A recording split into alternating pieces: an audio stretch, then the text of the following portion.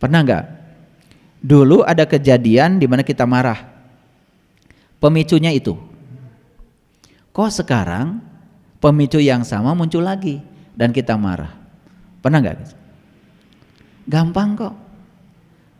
Sepanjang kita masih marah, kejadian itu akan datang dan datang lagi. Jadi kuncinya cuma satu kok, terima yang disebut kita tidak nyaman bagi kita itu, terima yang kita tolak itu, begitu kita terima, berikutnya selesai. Dan pola itu tidak pernah kita baca. Tuh, makanya kita sering terjebur ke lubang yang sama.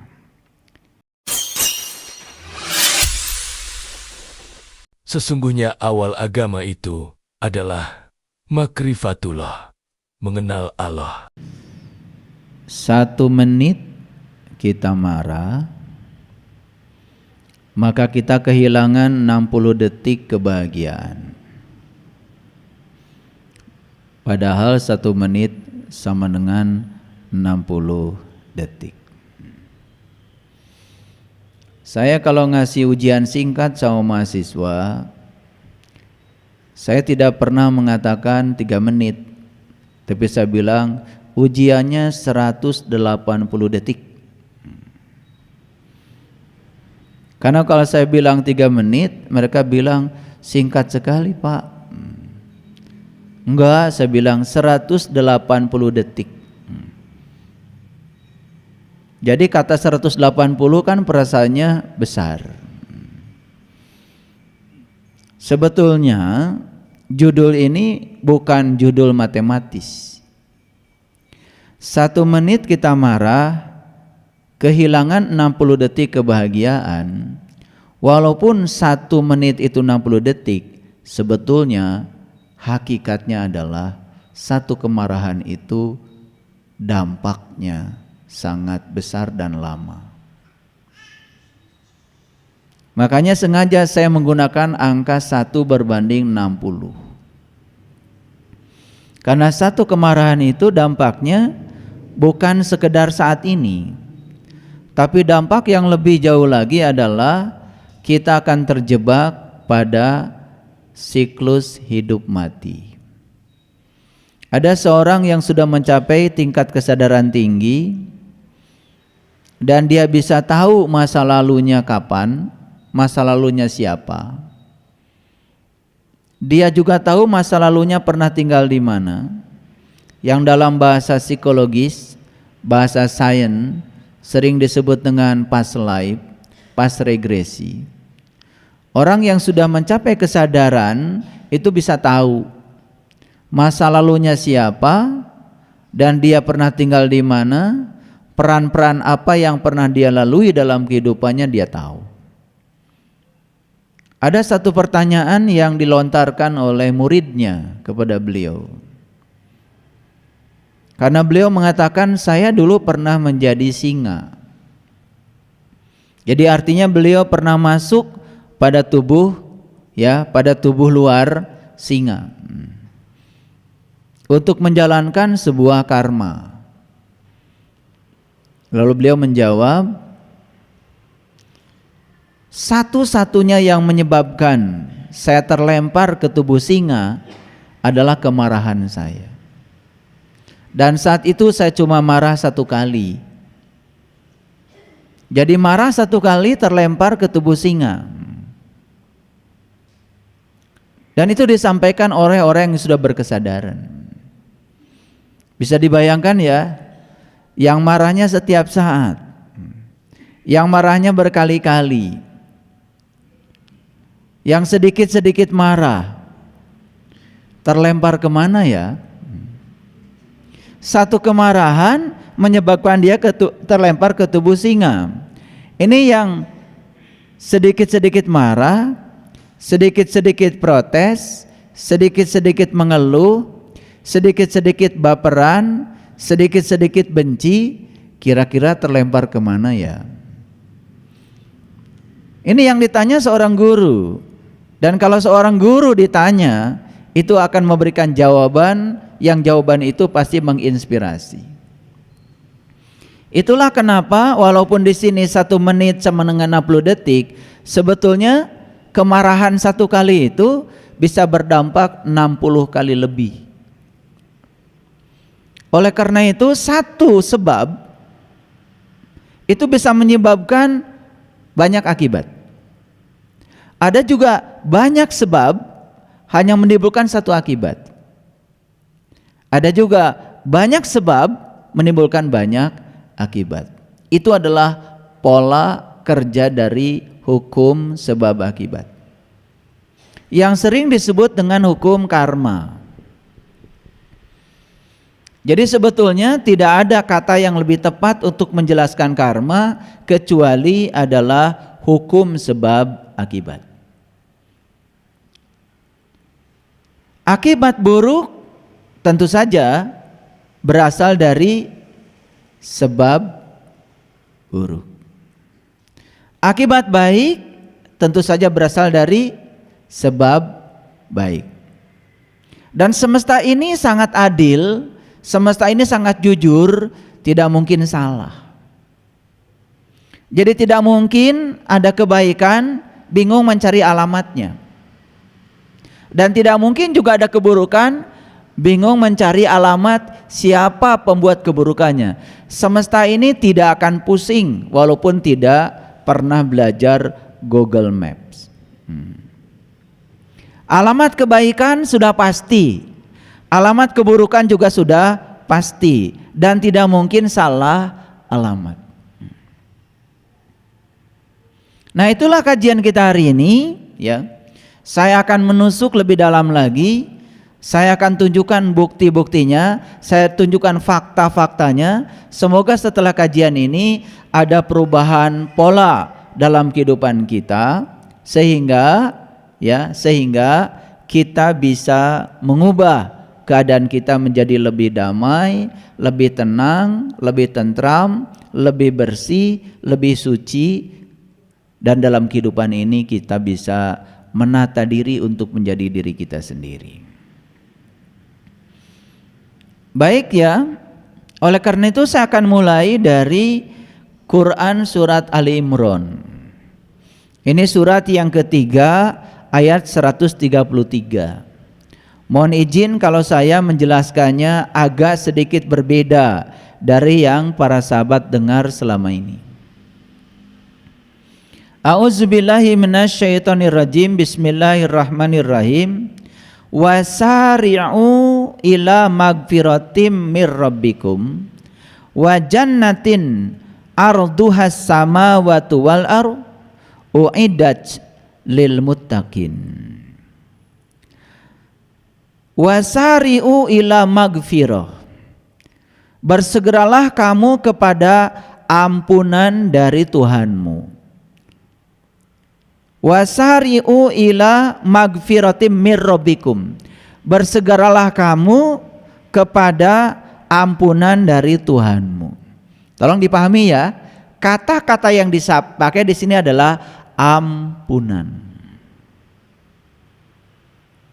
Begitu ada kata-kata ampunan, biasanya kita langsung melakukan ritual minta ampun. Betul? Dan selama ini kita menganggap kalau sudah minta ampun, semua dosa-dosa dan kesalahan kita itu dihapuskan. Karena selama ini kita berpikir bahwa diampunkan berarti dihapuskan.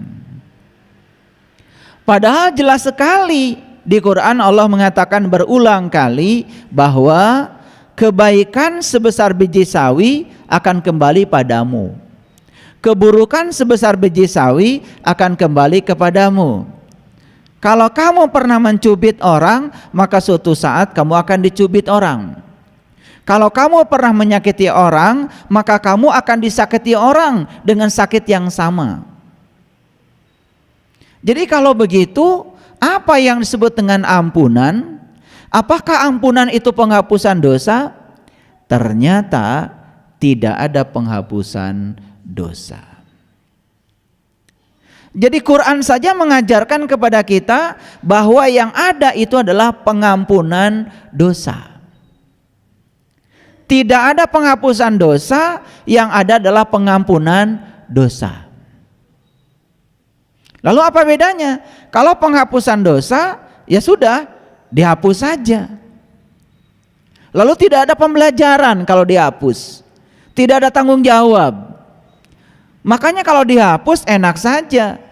Setiap perbuatan kita lalu ya tidak ada tanggung jawab. Ya gampang, nggak apa-apa kan, nanti juga dihapus. Oleh karena itu maka pengampunan dosa tidak sama dengan penghapusan dosa.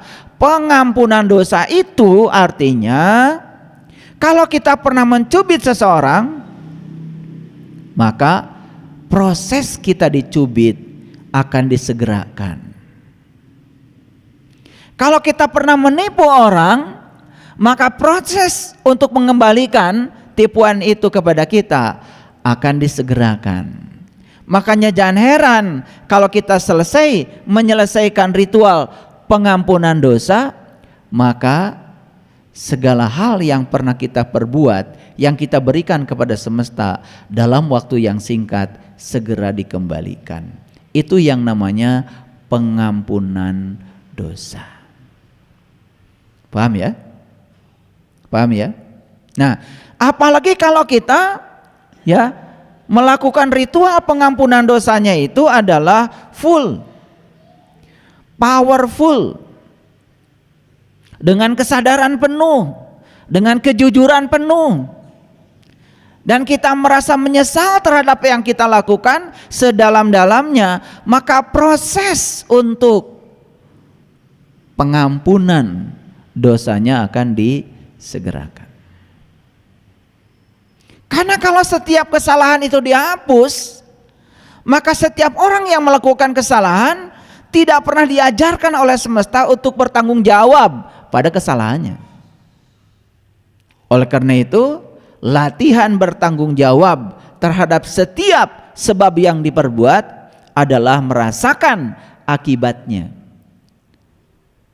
Itu yang harus dipahami. Makanya ayat ini mengatakan kepada kita, wasari'u ila magfiratim mir rabbikum, bersegeralah kamu kepada ampunan dari Tuhanmu.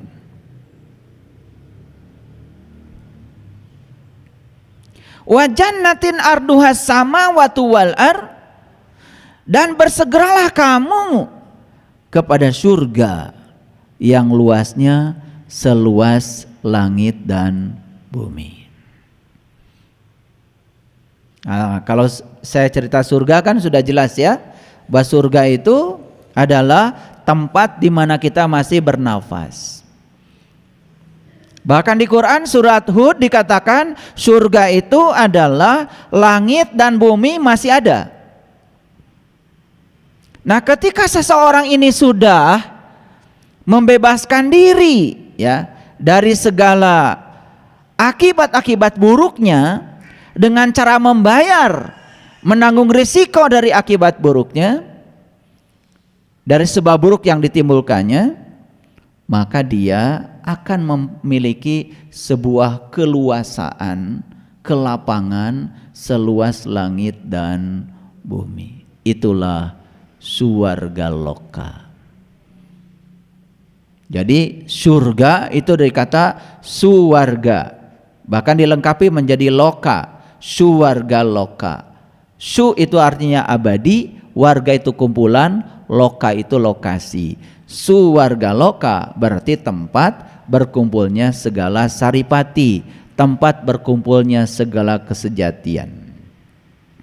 Makanya orang yang sudah memasuki surga saat ini, di sini sekarang dia tidak suka kedangkalan, dia tidak suka kebohongan, dia tidak suka kepalsuan.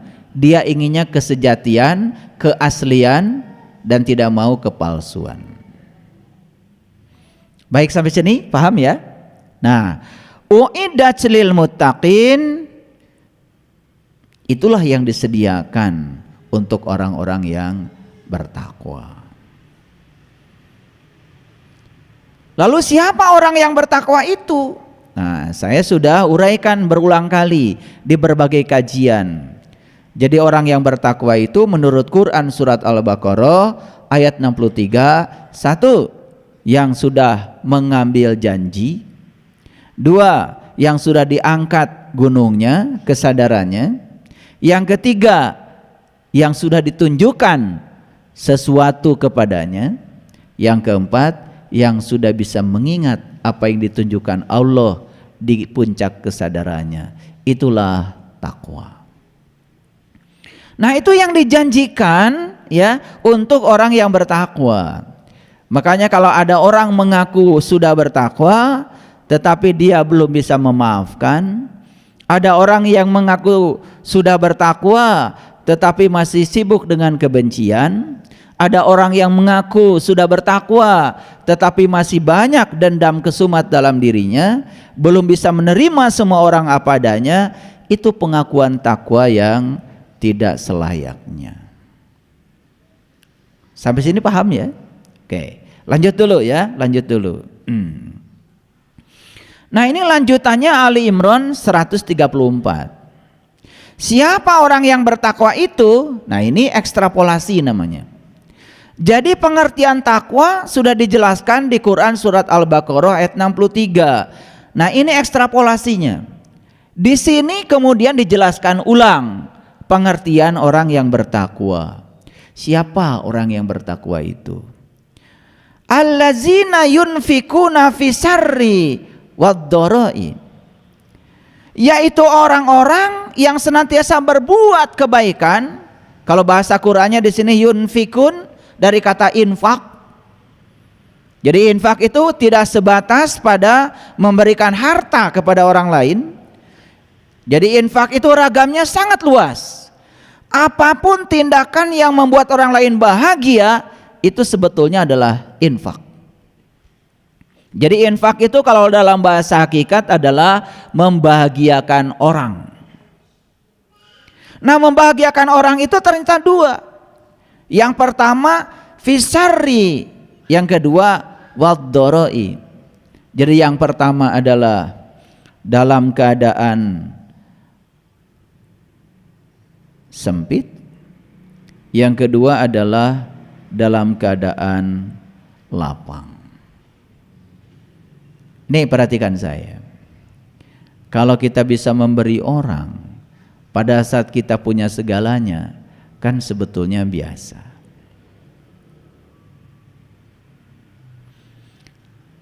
Dan godaannya yang saya rasakan, justru kadang-kadang banyak orang yang datang kepada kita minta tolong, justru pada saat kita sedang dalam keadaan sempit. Jadi uang yang cuma segitu-gitunya untuk kebutuhan kita, tiba-tiba ada orang yang butuh uang sebesar yang segitu-gitunya tadi. Dan pola itu sering kali terjadi di dalam kehidupan kita. Itulah sebetulnya ya,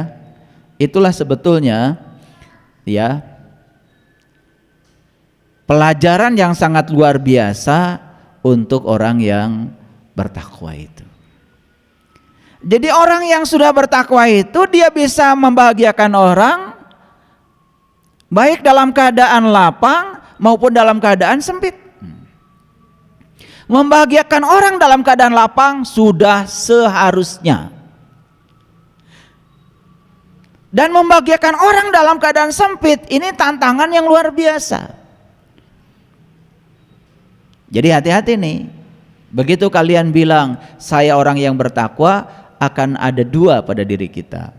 Satu akan diuji saat kita lapang, yang kedua akan diuji saat kita sempit. Dan ujian saat kita lapang mungkin kita sukses semua. Tapi ujian saat kita sempit, disinilah mungkin banyak yang gagal. Kadang-kadang ada orang yang tidak percaya kalau itu uang dipinjamkan pada orang lain, sebetulnya kebutuhan kita akan dicukupkan juga oleh semesta. Tapi karena di sini ada keraguan, kemudian kita menahan uang itu, mengabaikan orang lain yang saat itu mungkin sedang butuh pertolongan dari kita. Jadi orang yang bertakwa itu memang akan diuji dua-duanya, saat sedang lapang juga saat sedang sempit. Lalu berikutnya, siapa orang yang bertakwa itu? Selanjutnya, wal kadiminal ghaidho, ya, dan orang-orang yang menahan amarahnya. Ini ada kaitan dengan kajian kita. 1 menit kita marah, kita kehilangan 60 detik kebahagiaan. Itu kita akan buktikan.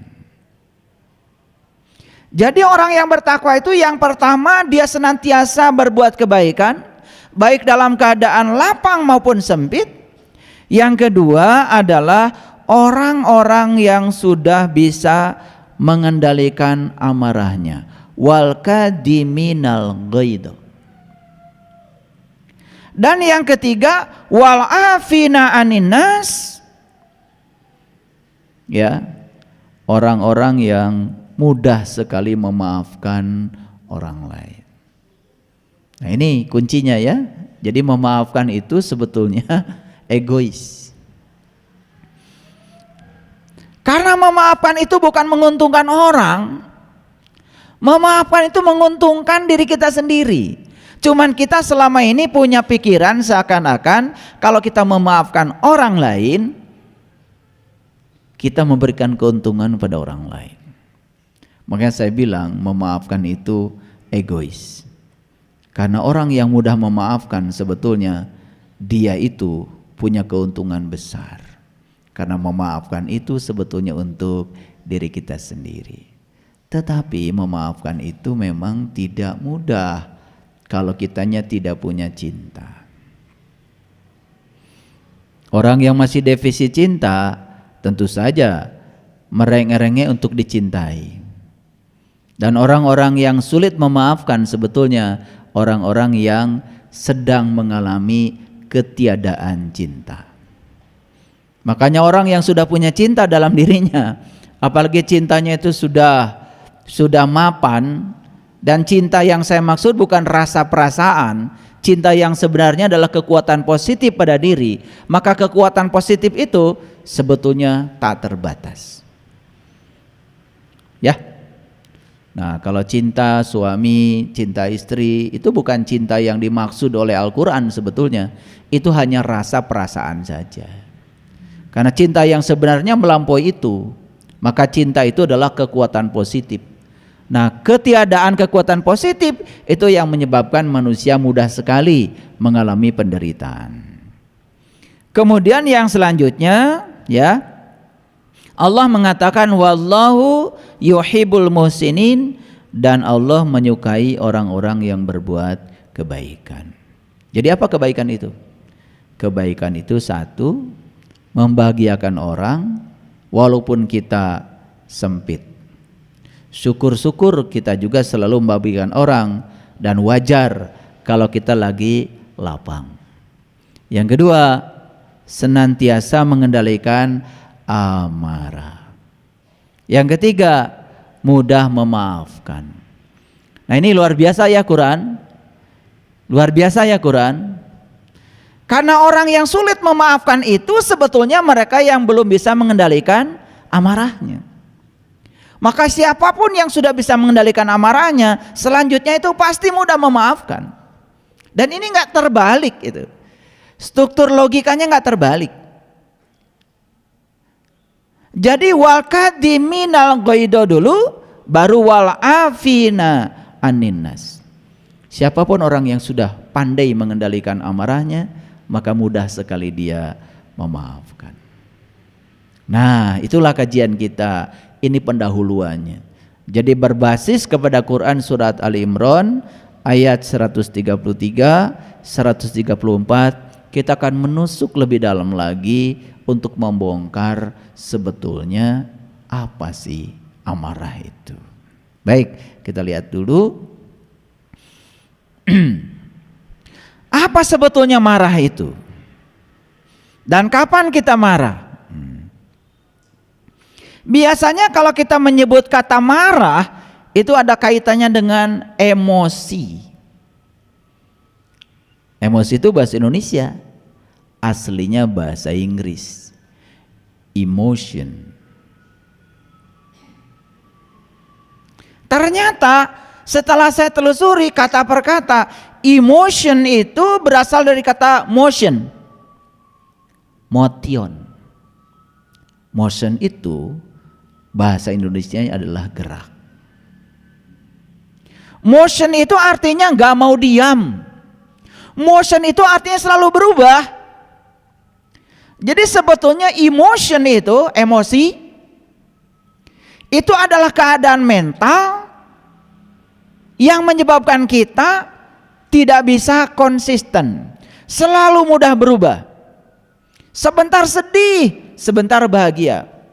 Sebentar mencintai, sebentar membenci. Transisi yang semacam ini yang disebut dengan emotion. Dari kata motion, motion itu bergerak, berubah, gak mau diam. Nah, ini kalau dalam bahasa Al-Quran itu yang disebut dengan kolbunya itu gampang berbolak-balik. Kan ada orang yang model kayak gitu tuh, ya. Kalau lagi cinta banget, dalam waktu yang singkat kalau benci banget. Sebentar ramah sekali, tapi sebentar serem sekali. Nah makanya itu yang sering disebut dengan bipolar. Orang yang berkepribadian ganda. Sebetulnya kepribadian dia bukan ganda, satu kesatuan, cuma ada emotion. Dirinya itu mudah berubah. Motion itu artinya bergerak. Jadi transisinya begitu cepat. Gitu. Nah, oleh karena itu emosi selalu dikaitkan dengan kemarahan. Apa sih marah itu? Marah itu adalah emosi yang ditandai oleh pertentangan terhadap seseorang atau perasaan setelah diperlakukan tidak adil, tidak benar. Dan kemarahan membantu kita memahami bahwa kita merasa dirugikan dan memberi dorongan untuk bertindak atau memperbaiki keadaan. Jadi kalau definisi marah itu seperti ini, sebenarnya marah itu tidak semuanya buruk. Nah, nanti akan saya beritahu bagi yang suka marah, ada caranya. Marah yang baik sedikit. Baik sedikit nanti saya kasih tahu caranya. Karena kemarahan itu dalam bahasa David Hawkins itu adalah energi. Dan energi dalam bahasa fisika itu tidak bisa diciptakan, tidak bisa dimusnahkan, tetapi energi itu dapat dirubah bentuk. Jadi tidak ada yang bisa menciptakan energi, dan tidak ada juga yang bisa meniadakan energi. Energi itu sudah ada, cuman energi itu berubah bentuk. Contoh sederhana, asalnya energi air, energi potensial air. Adanya di mana? Ya, dulu kampung di sana, ya, di Cirata itu kampung di Bendung. Sehingga air sungai Citarum yang begitu luar biasa itu kemudian ditampunglah. Nah, setelah ditampung kemudian dia memiliki tenaga potensial yang disebut dengan tenaga potensial air. Lalu itu digunakan untuk mendorong turbin, bukan? Maka dibangunlah pembangkit listrik tenaga air, namanya PLTA. Isinya apa? Air yang ditampung itu, tenaga yang besar itu kemudian disalurkan ke pipa, digunakan untuk memutarkan turbin. Jadi asalnya energi potensial berubah menjadi energi kinetik, kemudian menggerakkan turbin, setelah itu dirubah menjadi energi listrik. Setelah terjadi energi listrik kemana? Disalurkan ke rumah-rumah, terserah sampai di rumah mau dibuat jadi apa. Ada yang dijadikan energi cahaya, ada yang dijadikan energi gerak, memutar blender di dapur. Ada yang dijadikan energi gerak untuk apa? Memompa air, memasuki toren, dari toren dijatuhkan ke bawah. Di rumah kita betapa susahnya kalau tidak ada listrik. Coba sadari, apa yang terjadi di rumah? Yang terjadi di rumah itu adalah perubahan energi. Energi listrik digunakan untuk berbagai keperluan rumah. Habis keramas, ya supaya tidak pusing, hair dryer. Itu energi listrik dirubah menjadi energi gerak, sehingga kipas angin bergerak, rambut cepat kering. Kenapa? Karena dengan ditiupkan udara, proses penguapan air menjadi lebih cepat. Nah, cuma itu tidak pernah disadari bahwa sebetulnya energi itu tidak bisa dimusnahkan, tidak bisa diciptakan. Energi itu hanya bisa dirubah bentuk. Itu namanya hukum kekekalan energi. Nah, gaul dikit ngajinya, biar pinter sedikit. Itu kan sebetulnya fakta sehari-hari yang tidak pernah disadari. Kalau marah itu energi, berarti sesungguhnya energi itu tidak bisa dimusnahkan, juga tidak bisa diciptakan. Kalau marah itu energi, berarti energi itu bisa dirubah bentuk. Apa bisa kemarahan diubah menjadi energi cinta? Bisa. Apa bisa kemarahan bisa diubah menjadi lembut? Bisa. Disitulah kita belajar. Disitulah pentingnya kita belajar. Oke, lanjutkan dulu. Jadi kemarahan itu wujudnya apa? Nah, supaya gampang. Wujudnya kemarahan, satu, amarah. Jelas, itu wujud yang pertama. Wujud yang kedua, kemarahan adalah sakit hati. Jadi sakit hati itu sebetulnya ya wujud lain dari kemarahan. Ini berita baiknya untuk mereka-mereka yang masih gampang sakit hati, itu tanda dalam dirimu masih ada kemarahan. Jadi kemarahan itu wujudnya yang pertama supaya gampang, amarah, itu jelas, itu sudah tidak usah dibicarakan lagi. Wujud yang kedua adalah sakit hati. Wujud yang ketiga adalah sedih. Sedih pun sebetulnya wujud lain dari kemarahan. Tiba-tiba sedih. Bingung saya kenapa ya kok hari ini saya sedih. Kamu tuh masih punya kemarahan. Masih ada energi kemarahan yang sekarang sedang mewujud menjadi sedih. Makanya saya jelaskan nih, hari ini saya jelaskan secara saintifik supaya mengerti polanya. Merasa terancam, itu juga kemarahan. Dalam wujud lain. Cemas, takut, itu juga wujud dari kemarahan dalam bentuk yang lain.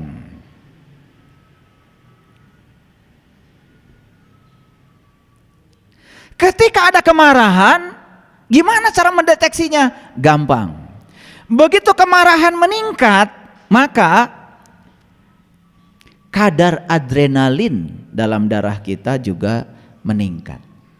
Nah, adrenalin itu adalah kadar hormon dalam darah yang membuat kita menjadi cemas, tegang. Itu sebetulnya bagi yang cerdas, mereka bisa baca. Kalau otot kita tegang, cara rangkel, sebetulnya bisa jadi bukan sekedar capek secara fisik, itu ada kemarahan. Dan sudah mewujud menjadi sebuah indikator baru. Karena apa? Hormon adrenalin dalam darah meningkat.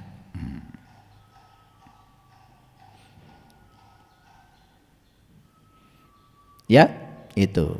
Nah, gejala-gejala fisik yang lain apa? Ketika orang itu sedang marah, nah, makanya saya sering mengatakan, kalau ingin tahu manusia terjelek di dunia,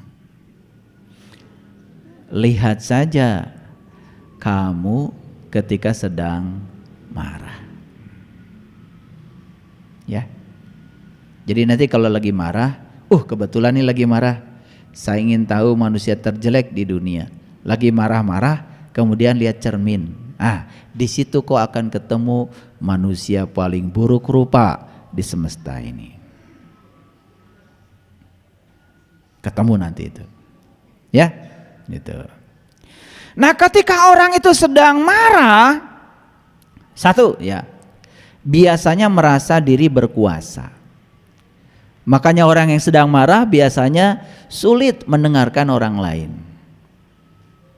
Coba, kalau dua orang yang sedang marah ketemu, coba, gak mungkin ngomonginnya gantian, gak mungkin, pasti berjamaah, pasti. Dan pasti tidak mau kalah. Karena apa? Merasa diri berkuasa. Karena masing-masing sedang dikuasai oleh kegelapan dalam dirinya. Itu yang pertama. Nanti kita lihat akibatnya kemana nih. Kita sasar semua. Semoga setelah ini kita tidak mau melakukan itu lagi. Yang kedua, orang yang sedang marah itu merasa dirinya kuat. Sehingga orang yang sedang marah, itu biasanya tidak mau dikalahkan. Makin dikalahkan, makin marah. Itu sebabnya orang-orang yang hebat, bela diri misalnya, atau yang tinjunya hebat misalnya, sekelas Muhammad Ali, justru ketika orang lain itu marah, malah dibuat supaya marahnya menggebu-gebu. Karena ketika marah menggebu-gebu, dia menjadi kehilangan kontrol. Disitulah kemudian kekalahan itu akan datang. Karena apa? Orang yang bertindak dengan rasa marah akan berakhir dengan rasa malu. Itu sudah hukum alam. Ya tuh? Oke. Dan orang yang sedang dikuasai kemarahan biasanya mengabaikan rasa sakit. Rasanya juga hilang. Jadi kalau ingin tidak terasa kalau lagi sakit, marah saja.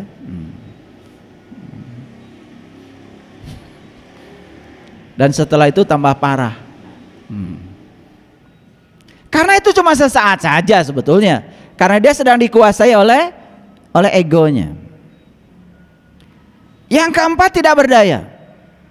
Dari orang yang sedang dikuasai oleh kemarahan, dia tidak berdaya. Maksudnya apa? Dia tidak berdaya untuk mengendalikan dirinya. Yang kelima adalah frustrasi, rendah diri. Oleh karena itu maka orang yang sedang dilanda kemarahan, untuk menghilangkan amarahnya itu dengan cara apa? Menyerang, berteriak, atau melakukan kekerasan fisik. Karena dia sedang diganggu oleh pikiran bawah sadarnya. Dia pikir kalau dia itu mukul-mukul pintu, maka kemarahannya hilang. Kan gitu. Nah, kita selusuri dulu nih supaya semuanya tuntas. Nanti kita kaitkan dengan ayat tadi, kemudian kita coba elaborasi lebih dalam. Apa yang memperparah seseorang yang sedang marah? Ini sudah marah. Ini sudah marah. Lebih parah lagi marahnya. Pertama, ini masalah mood ya. Masalah mood.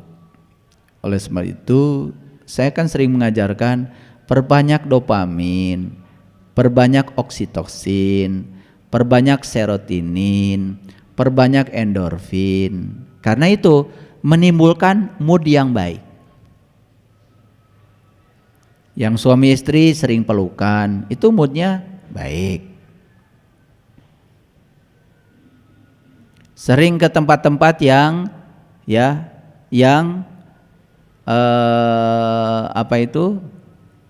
lebih dekat ke alam. Lihat pemandangan, lihat gunung, lihat ruang kosong, itu sebetulnya meningkatkan mood itu. Banyak sekali yang mengabaikan hal seperti itu. Berjemur ya di matahari itu meningkatkan mood. Mandi pakai air hangat itu juga meningkatkan dopamin. Makan enak, ya sehat, itu juga meningkatkan mood itu. Jadi banyak sekali dengarkan musik itu juga meningkatkan mood itu. Sudah pemarah, ke hutan nggak mau, Menyatu dengan alam, nggak mau. Dengarkan musik, haram. Joget, nggak mau.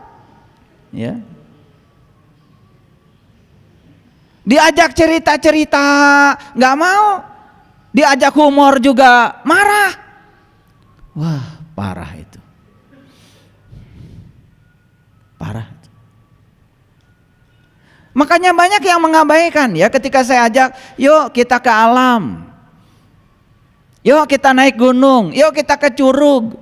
Yuk kita meditasi di alam. Banyak yang mengabaikan. Wah, buat apa? Apalagi dikaitkan dengan uang, katanya menghambur-hambur uang. Ya Allah, uang yang kita keluarkan itu tak seberapa dibandingkan mood ya, rasa yang didapat oleh kita. Dan itu akan menurunkan tensi sehingga tubuh kita menjadi lebih rileks, pikiran menjadi lebih rileks. Apalagi kalau di alam terbuka itu kita bisa sempat meditasi, kita bisa mengambil energi dari alam, itu kan luar biasa. Makanya coba lihat ya, hampir di semua ya komunitas spiritual menyatu dengan alam itu rutin karena itu perlu. Bagian yang harus ada itu, karena kita berasal dari alam. Dan itu sebetulnya menurunkan tensi, menurunkan tingkat keseriusan. Saya lihat ibu-ibu di Jelekong itu nyanyi terus ya, dari pagi sampai sore. Bukan hanya dia yang senang, tapi yang dengar juga senang. Joget gitu. Kan murah sebetulnya. Paham maksud saya? Tuh. Jadi itu mood ya, sangat penting ya, meningkatkan mood supaya mood kita bagus. Karena orang yang moodnya jelek itu gampang sekali ya, gampang sekali mengalami kecelakaan spiritual. 2. Mengalami frustasi yang berulang, yang kemudian menimbulkan rasa putus asa. Nah, ini pengumumannya apa? Kalau kita mengalami hal-hal yang berulang dalam hidup, saya kasih tahu ya, semua yang menarik itu semua ke dalam hidup kita adalah kita sendiri. Itu yang diberikan pada semesta, itu yang kita terima dari semesta. Jadi kalau dalam hidup ada yang berulang-ulang terjadi yang sama, sebetulnya kita yang telah menariknya. Yang ketiga, ya, hal-hal yang membuat hidup terasa tidak pasti, penuh risiko dan menakutkan. Kenapa? Karena pikiran kita sering sekali berjalan ke masa depan, sehingga timbul kecemasan yang sangat dalam. Itu yang disebut dengan overthinking. Yang keempat adalah berulangnya situasi ya yang di masa lalu membuat kita marah. Lihat saya semuanya. Pernah enggak? Dulu ada kejadian di mana kita marah. Pemicunya itu. Kok sekarang pemicu yang sama muncul lagi dan kita marah? Pernah enggak? Gampang kok. Sepanjang kita masih marah, kejadian itu akan datang dan datang lagi. Jadi kuncinya cuma satu kok, terima yang disebut kita tidak nyaman bagi kita itu, terima yang kita tolak itu, begitu kita terima, berikutnya selesai. Dan pola itu tidak pernah kita baca.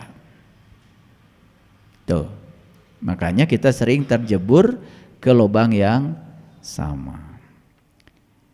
Yang kelima, ada provokasi yang berulang, biasanya oleh orang lain atau oleh sesuatu. Ini pentingnya kita punya sahabat-sahabat yang bijaksana itu di situ. Mohon maaf ya, punya sahabatnya itu tukang ngadu aja, punya sahabatnya itu tukang memprovokasi. Lagi tenang-tenang gitu ya, tiba-tiba cerita, dan cerita itu kemudian nyangkut-nyangkut sesuatu yang dulu pernah menimbulkan kemarahan, ya terpancing lagi karena udah provokasi. Dan kitanya pun juga mengizinkan, malah pengen tahu, malah tertarik, ya sudah timbul saja kemarahan.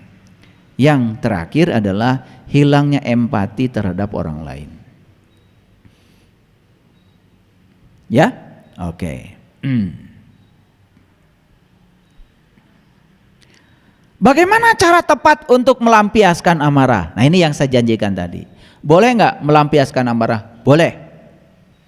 Gimana caranya? Karena itu energi, jadi energi harus disalurkan. Satu, ekspresikan dengan tenang.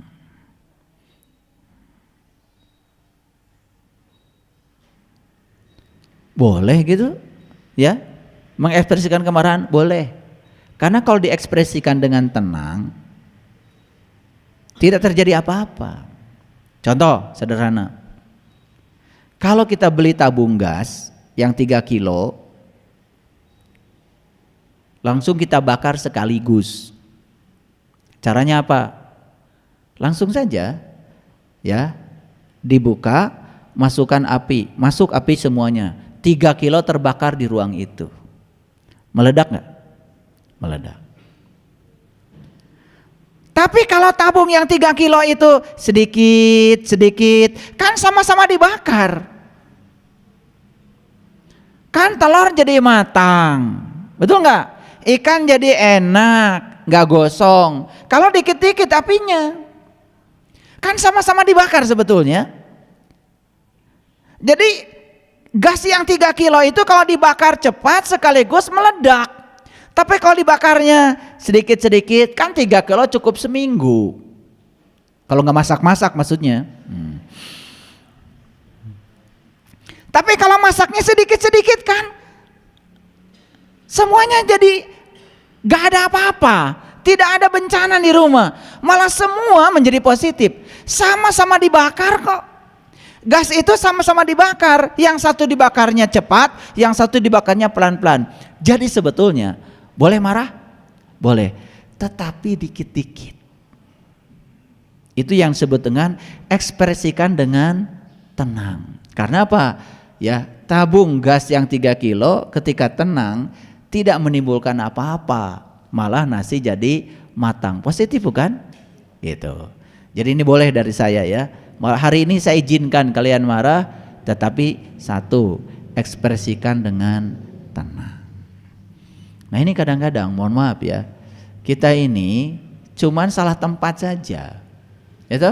Iya, salah tempat, salah situasi. Kalau situasi yang tepat sebetulnya kemarahan tidak terjadi. Tetapi sebetulnya segala unek-unek itu bisa sampai, bisa.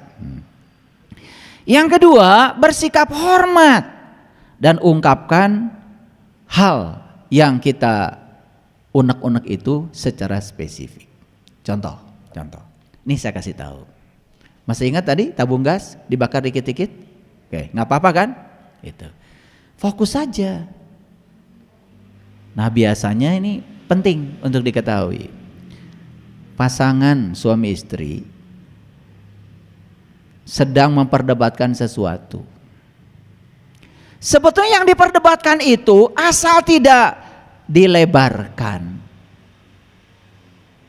Biasanya suka ditarik ke masa lalu. Mulai dilebarkan. Bawa-bawa orang ketiga, dilebarkan. Bawa-bawa orang tua, dilebarkan. Bawa-bawa mertua, dilebarkan. Nah jadi lebar itu karena apa? Dilebarin karena tidak spesifik. Masalahnya sederhana kok, cuman masalah ya sepele, tetapi karena tidak spesifik akibatnya melebar kemana-mana. Nah kalau sudah melebar kemana-mana, saya tidak diizinkan marahnya. Kalau mau marah, satu, ekspresikan dengan tenang. Dua, bersikap hormat dan ungkapkan secara spesifik. Boleh, ini boleh marah. Syaratnya baru dua ini. Yang ketiga, kalau kita tidak suka pada orang, kritik perilakunya. Jangan dipojokkan orangnya. Karena ketika orang yang dipojokkan, biasanya orang ini akan melakukan perlawanan. Tapi kalau perilakunya Saya kira enggak. Saya sebetulnya tidak benci sama Anda, cuman saya ingin mengingatkan Anda karena perilaku Anda itu menurut masyarakat kurang pas.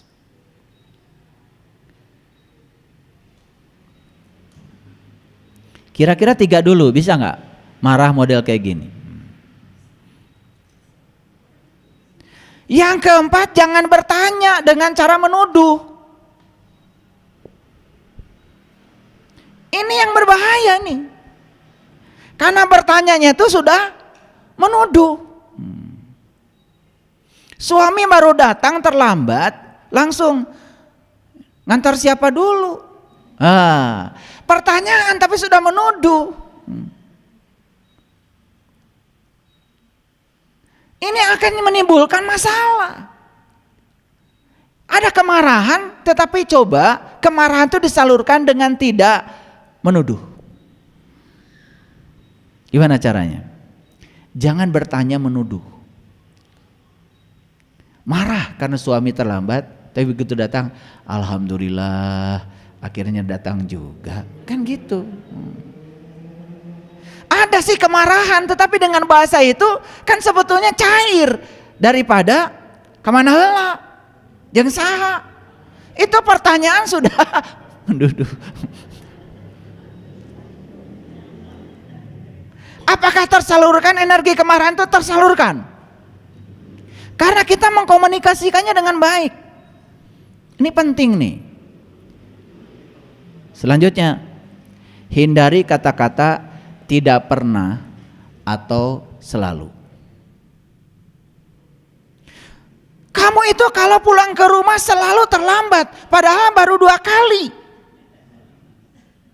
Tapi kata selalu itu selalu dikatakan. Ini saya sampai kutip ya kata selalunya karena ini penting.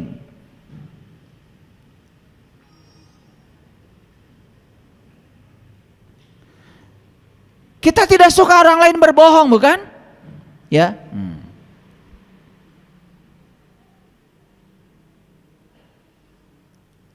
Kita ingin memperbaiki orang lain yang berbohong, tapi dengan cara apa?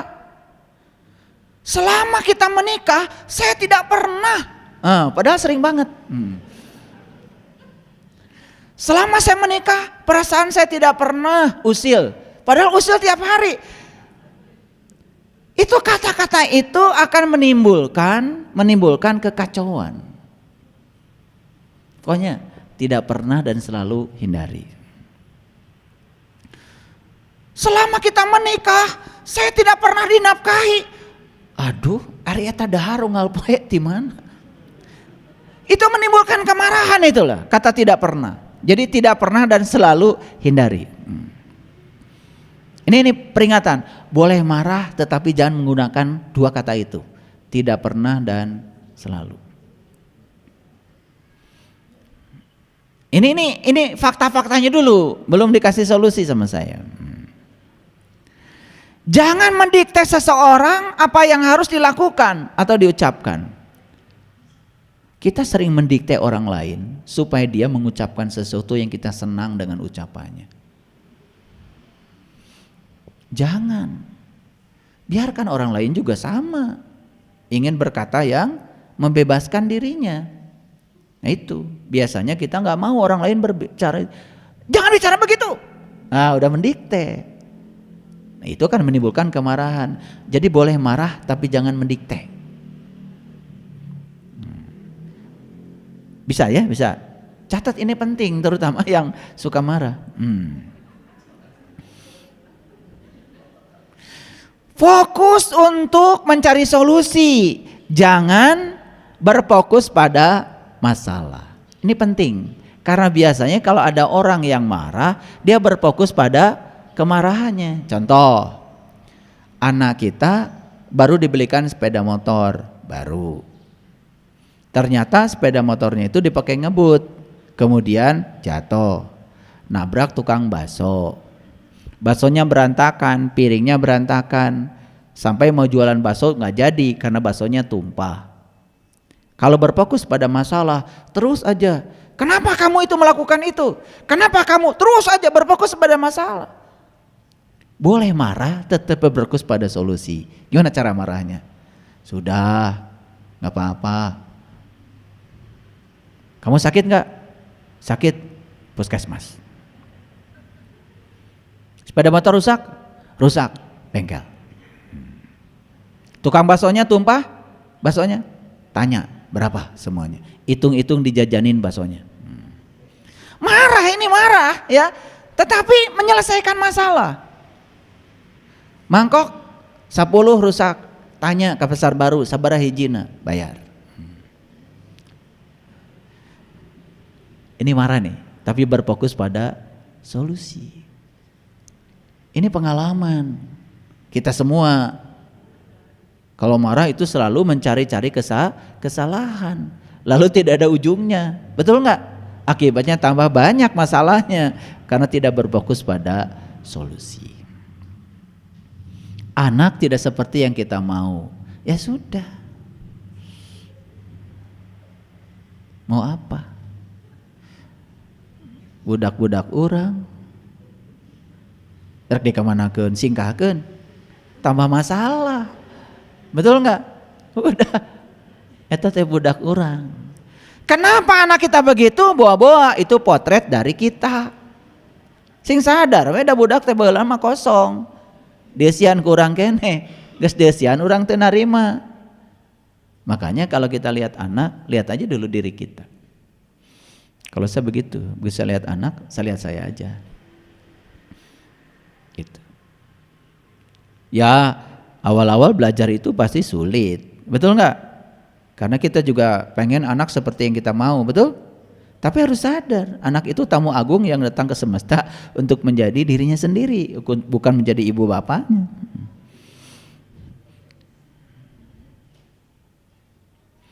Ajukan permintaan yang dapat menjadi solusi permasalahan. Atau dilakukan ketika semua pihak sudah dalam kondisi tenang. Nih saya kasih tahu, kalau mau marah boleh, tetapi cari kondisi di mana semua pihak sudah tenang. Jadi soal waktu aja, kalau mau marah jangan sekarang, tunggu sebentar. Tunggu sampai situasinya tenang. Iya itu kan bagus. Makanya nanti ada caranya, nanti saya kasih caranya. Ada caranya loh, ada caranya. Ini belum. Nanti ada caranya. Sangat praktis. Ada caranya. Jadi kalau kita mau marah, berhitung dulu. Sampai 10. Syukur-syukur sampai 100. Nanti ada caranya, saya kasih tahu. Ini keren kok, udah dibuktikan.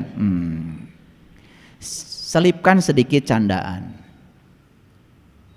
Kadang-kadang candaan itu bisa membuat suasana jadi berubah, cair. Jangan menyimpan dendam. Jadi kalau mau meluapkan kemarahan karena ingin ada situasi yang berubah, kan kemarahan jadi bagus. Asal tidak ada dendam. Karena kalau orang ingin meluapkan kemarahan karena dendam, tidak akan ada solusi. Karena dia akan terus ya dibakar oleh dendamnya sendiri. Kan di Quran tadi ada kata-kata begini. Kamu disebut orang bertakwa kalau bisa mengendalikan amarah. Tapi kumaha carana kan gak ada di Quran. Ini maksud saya. Kan sebetulnya di Quran itu bukan jangan marah. Bukan. Orang yang bertakwa itu adalah orang yang bisa mengendalikan amarah. Jadi boleh. Ngerti maksud saya? Wah bahasanya, lihat gak tadi? Orang bertakwa itu yang mengendalikan amarah. Bukan tidak boleh marah. Mengendalikan. Kan tadi saya bilang, kalau 3 kilo gas dibakar sekaligus, meledak. Tapi kalau dikendalikan, dibakarnya seetik-seetik, kan asak lauk. Tempe garing, tahu matang, betul nggak? Sambal enak. Sama, kalian juga.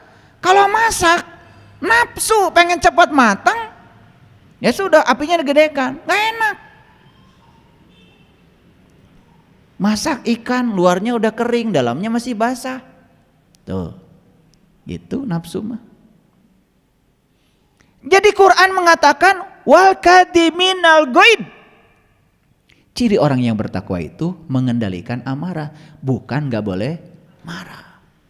Makanya saya bolehkan.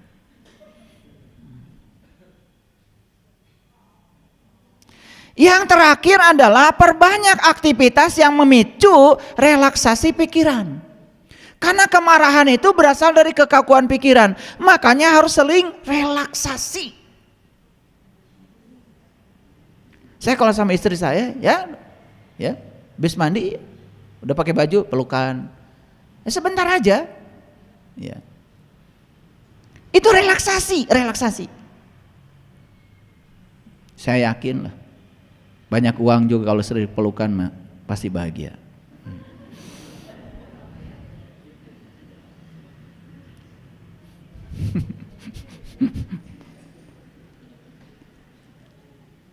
Udah tahu ya caranya? Ada berapa tadi? Nah, saya hanya membantu. Kan gini, kalau baca Quran kan global. Kan kata Quran, ciri orang yang bertakwa itu satu, ya. Dia itu suka membahagiakan orang lain dalam keadaan lapang maupun sempit. Nah, ini bukan topik kita hari ini.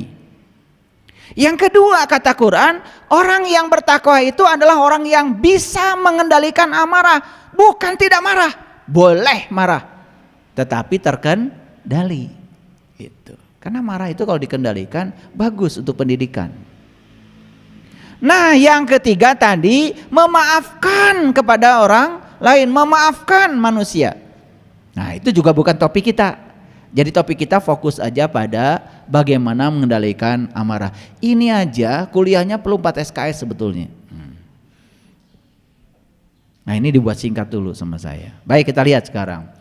Sekarang kita lihat efeknya dulu pada tubuh.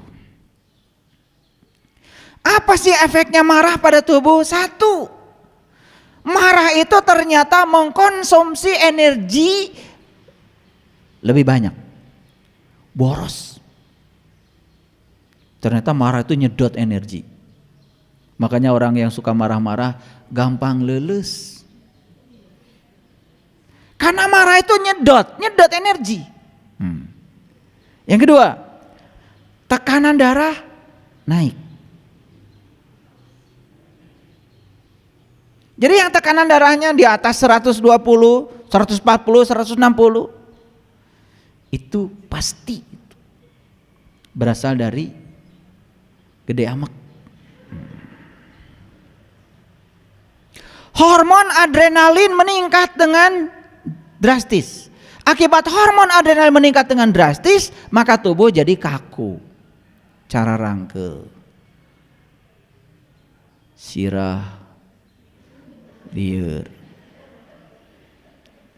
cengkat tinu diuk, ngagubrak deui, kararoneng. Itu sebetulnya alarm dari tubuh, udah ngasih tahu. Ya lo teuing ya cenah amak. Yang selanjutnya suhu tubuh juga meningkat ternyata. Nah, suhu tubuh meningkat secara drastis, jadi tidak alami. Ketika suhu tubuh meningkat, apa yang terjadi? Di luar suhu tubuh tidak meningkat, akan terjadi fluks energi yang keluar dari tubuh cepat. Nih lihat saya kalau nggak ngerti, pernah nggak ibu bapak demam? Pernah kan? Oke. Nah, kenapa kalau kita demam pengen diselimut? Ongkoh panas tapi tiris. Nah, ini pasti belum bisa ngejawab kan? Di sini jelaskan fisikanya. Gini lihat saya. Ketika tubuh kita meningkat suhunya, sedangkan lingkungan kita, tempat kita tinggal, suhunya kan tidak naik.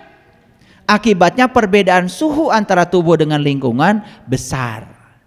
Ketika perbedaan suhunya besar, maka kalori dari tubuh kita, kalori itu mengalir dengan cepat. Nah, karena dia mengalir dengan cepat, maka pada saat itu tubuh tidak siap, keseimbangan tubuh terganggu. Makanya ongkoh panas tapi tiris. Nah, disebut nage panas tiris. Ini dijadikan soal kalau saya di kampus. Jadi mahasiswa kaget ketika saya kasih pertanyaan, apa penjelasan Anda secara fisika tentang panas tiris? Telulus.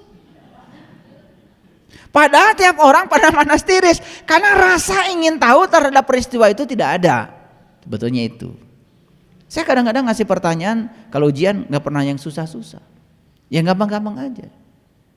Pertanyaan saya kalau ujian gini, mengapa kamu kalau naik angkot kudu bayar? Itu pertanyaan. Udah dikasih aja ya, kertas banyak, biarkan aja. Kalau mahasiswa yang cerdas, itu uang oleh supir angkot pertama dibelikan makanan. Makanan materi, dalam materi ada energi. Ketika dia makan nasi pincuk, maka dia menambahkan energi. Dari mana munculnya energi? Karena dibakar dalam tubuh. Oh, jelaskan mekanismenya. Bagaimana proses pembakaran itu? Sehingga tangan bisa bergerak, mata bisa melihat, kaki bisa berjalan, tangan bisa ngoper kopling. Itu harus dijelaskan. Yang kedua, ya, itu uang oleh sopir dibelikan bensin. Bensin dimasukkan ke tangki, oleh tangki disedot ke karburator. Karburator dibuat menjadi gas, masuk ke ruang bakar, dikompresi, kemudian terjadilah ledakan, muncul usaha sehingga ban berputar. Itu pertanyaannya, mengapa naik angkot harus bayar? Itu aja pertanyaannya. Jawabannya kan banyak. Keluarlah hukum-hukum fisika. Di situ masuk hukum termodinamika 1, masuk hukum termodinamika 2. Mengapa ban harus berputar terus? Karena apa? Ada siklus. Di situ ada proses isohorik, proses isotermik, proses isobarik, ada proses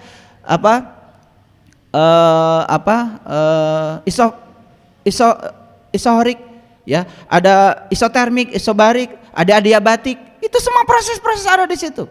Masuk rumus-rumus, jelaskan. Itu bisa dihitung tuh semua.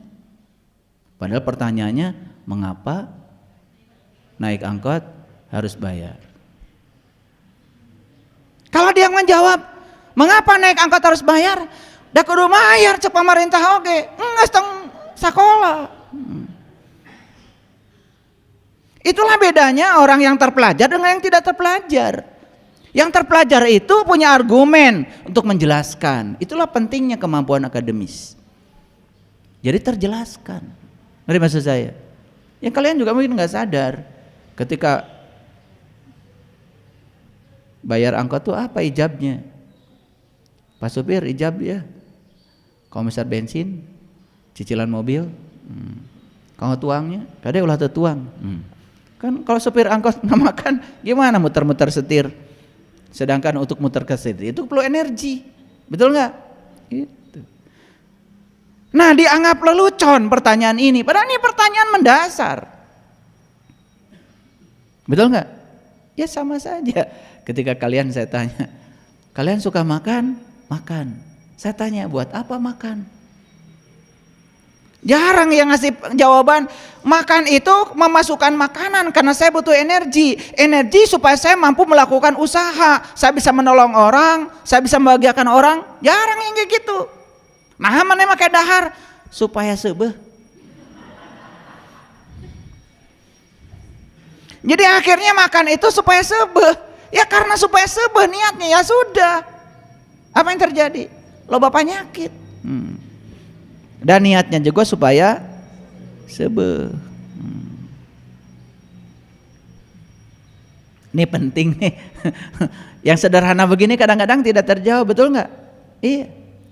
Makanya kalau saya kan ngasih doa makan, ya. Ya Allah, manunggalkan rezeki dengan tubuhku sehat, kuat, sempurna. Untuk semua orang yang telah berjasa memberikan makanan kepadaku, aku doakan semoga mereka sejahtera lahir dan batin. Untuk seluruh daya sambung semesta, tanah, air, api, udara, bumi, matahari, dan seluruh bintang yang bekerja sama menghadirkan makanan ini. Terima kasih, terima kasih. Kan kita ingat jasa mereka. Coba perhatikan Bapak Ibu, satu butir nasi itu nggak akan ada kalau nggak ada matahari. Dan matahari mau bisa cicing didinya kalau nggak ada bintang yang lain. Jadi kita tuh betapa besar utang budi kita untuk satu butir nasi saja, utang budi kita tuh banyak sekali. Utang budi pada bumi, utang budi kepada air, utang budi pada udara, utang budi pada matahari. Sing ingat atuh.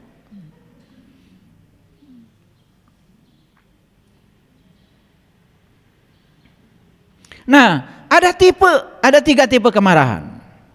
Yang pertama yang disebut dengan pasif agresif, ini bahasa psikologi. Berusaha menahan amarahnya dengan menghindarinya. Ini namanya pasif agresif. Nah, pasif agresif itu setengah pasif, setengah agresif. Dia itu berusaha menghindarkan diri, menghindari kemarahan, tapi dengan cara menahan. Ini bahaya nih. Teu amak. Tapi disebut nate bahasa Sunda nama amak kapegung. Kalau sudah kapegung jadi penyakit. Ini namanya pasif agresif. Pura-pura menerima padahal ngageremet. Tenerima sebetulnya mah. Ieu nu disebut amak kapegung tah ieu ya sumberna penyakit teh bahaya. Yang kedua, agresif terbuka. Nah, ini jadi meluapkan emosinya secara langsung, kadang-kadang secara fisik maupun secara verbal. Nah, ini biasanya orang yang seperti ini kadang-kadang teriak-teriak sambil mukul-mukul, bisa mukul orang, bisa mukul benda. Ini namanya agresif terbuka. Nah, yang dibolehkan itu adalah tipe marah yang ketiga, namanya asertif. Nah, asertif yang tadi sudah saya jelaskan. Jadi tipe marah yang paling sehat. Tipe ini akan tetap menyampaikan kemarahannya namun terkontrol. Cocok dengan Quran yang tadi. Kita itu boleh marah tetapi terkendali. Nah, syaratnya tadi ya, ekspresikan dengan tenang. Betul nggak? Dan lain sebagainya. Nanti boleh diulang ya, boleh diulang. Kita teruskan dulu. Nah, saya mau bicara lebih dalam lagi tentang kemarahan. Perhatikan kalimat ini satu kalimat per kalimat. Kalau kita marah, pengen bicarakan? Betul? Pengen bertindakan? Nah, lihat saya semuanya. Sebelum bicara, sebelum bertindak, berhitung sampai 10. Lebih lambat lagi berhitungnya lebih bagus. Jika perlu kalau ada orang mau marah, hitungin sama kita.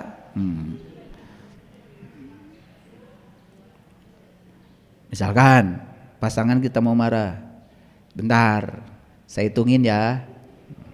1, ke WC dulu. 2, nyiram dulu. 3, sampai 10 aja. Tapi jangan cepet-cepet ngitungnya. Gitu caranya. Bisa ya? Ini penting ini ilmu mahal ini ya. Kalau ada orang marah ya. Kalau kita tidak ada orang, hitung sampai 10. Nah, jika sangat marah, marahnya sangat. Hitungnya sampai 100. Salamet, insya Allah salamet. Ini udah dieksperimen kok, hasil riset. Kalau marahnya biasa sampai 10. Kalau sangat marah sampai 100. Jika perlu bantu hitungin. Nah, bentar ya, sebelum marah kita hitung dulu sampai 100. 1, ngobrol dulu yang lain. 2, sampai 100. Paham ya? Nih catat resep yang pertama. Ini praktekkan nanti nyampe di rumah ya. 2, sadar bahwa masalah tidak pernah bisa marah tidak pernah menyelesaikan apapun. Yuk kita sadari, marah itu tidak pernah bisa menyelesaikan apapun.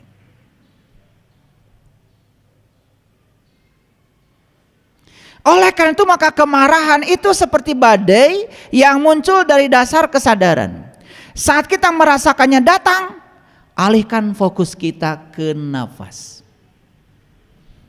Jadi ketika badai itu datang, alihkan fokus kita ke napas. Itu sudah saya ajarkan. Itu namanya mindfulness. Tarik napas yang dalam. Hitungannya 4. Tahan napas hitungannya 7. Buang napas hitungannya 9. Kalau bisa buang napas lebih lama daripada tahan napas, terjadi mindfulness. Itu energi itu akan berubah dari energi kemarahan menjadi cinta. Sekejap. Itu yang namanya mindfulness. Jadi di Quran itu tidak ada kan penjelasan. Yang penting kata Quran, kamu harus bisa mengendalikan amarah, baru disebut orang yang bertakwa. Kan begitu. Jadi orang bertakwa sekarang tahu, bukan orang yang tidak pernah marah. Tetapi marahnya tipe asertif, malahnya tipe yang terkontrol. Boleh marah? Boleh. Boleh. Ya, asertif.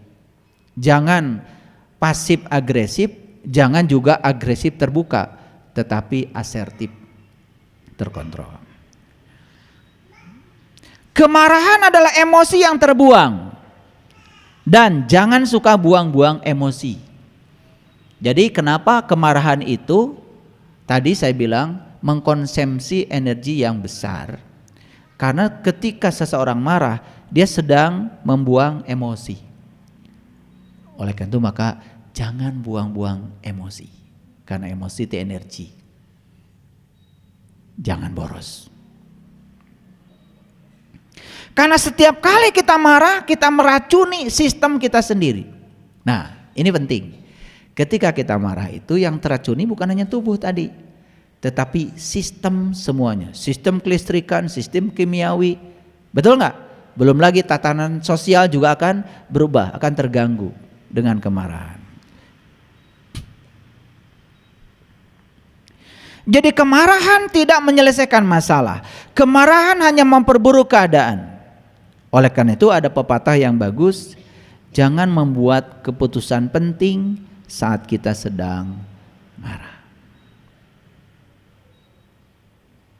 Jadi kalau mau bercerai dengan pasangan, jangan ketika sedang marah.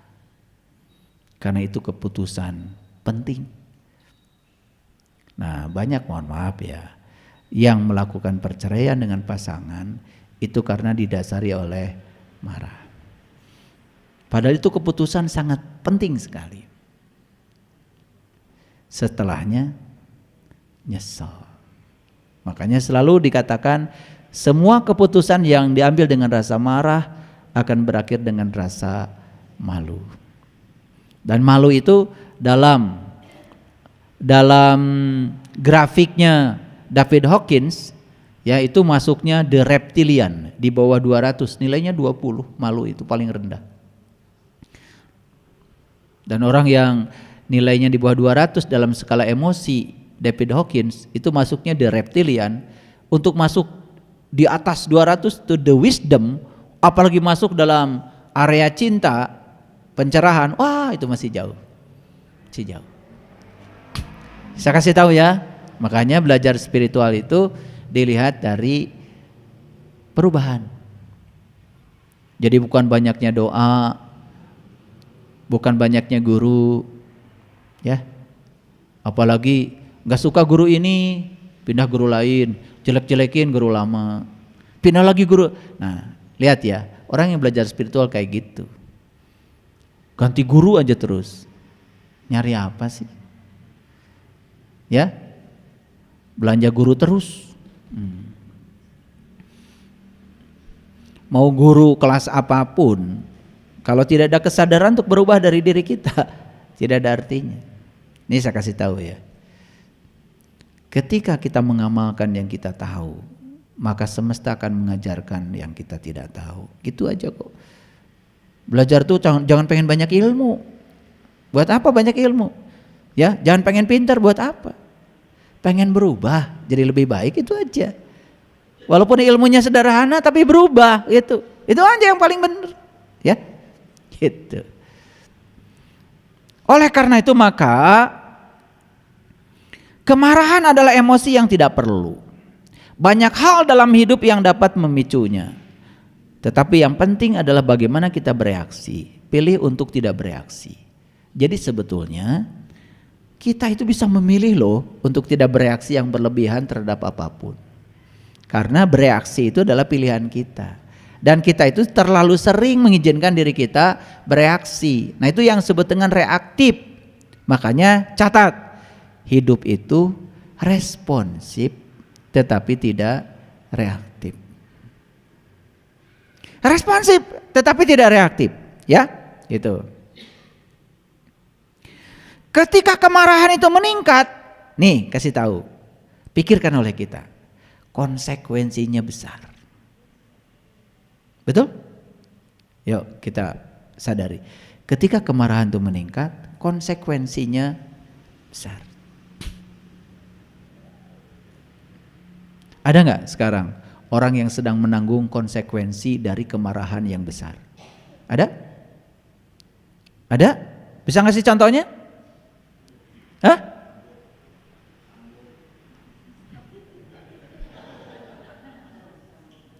Jangan bicara orang. Bicara diri kita sendiri. Ketika kemarahan itu meningkat, konsekuensinya besar. Kita marahnya tidak terkendali, mukul orang. Orang kemudian lapor ke polisi, kita bisa ngeringkuk di penjara. Setelah masuk penjara baru sadar, duh gara-gara saya tadi mukul. Coba kalau saya nggak mukul ya, saya nggak ada di sini. Jadi pikirkan oleh kita, setiap kemarahan itu meningkat, konsekuensinya meningkat. Ini yang akan bisa mengendalikan kita. Jadi ayat yang tadi dikatakan wal kadiminal ghaid, kendalikan amarahmu. Karena apa? Kalau tidak terkendali, konsekuensinya terlalu besar. Kan ada tuh, mohon maaf, saking marahnya sama anak, sampai anak itu nggak diakui sebagai anaknya sendiri. Kan konsekuensinya terlalu besar. Kenapa? Ketika anak diusir dari rumah, bahkan tidak terpantau apa yang dilakukan oleh anak. Sagoreng-goreng nage anak di rumah terpantau oleh kita, dibandingkan kalau anak itu kemudian diusir keluar, tidak terpantau lagi apa yang dia lakukan.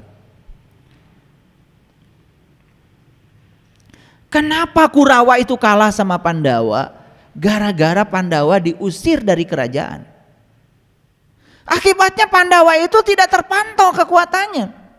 Pada saat perang, bingung kelimpungan Kurawa, gak tahu lagi kekuatan apa yang dimiliki oleh Pandawa. Coba tong diusir, ada di situ, terpantau kekuatannya. Mual eleh tak Kurawa. Itulah kemarahan. Begitu tidak terkendali, konsekuensinya besar. Gak usah bicara yang lain, apalagi menyebut nama orang. Jangan menghukumi orang, karena kita tidak tahu. Yang beredar sekarang ya berita-berita itu kita juga tidak tahu. Kita tidak menyaksikan peristiwa itu, kita pun cuma komentar apa yang dikomentari orang. Buat apa?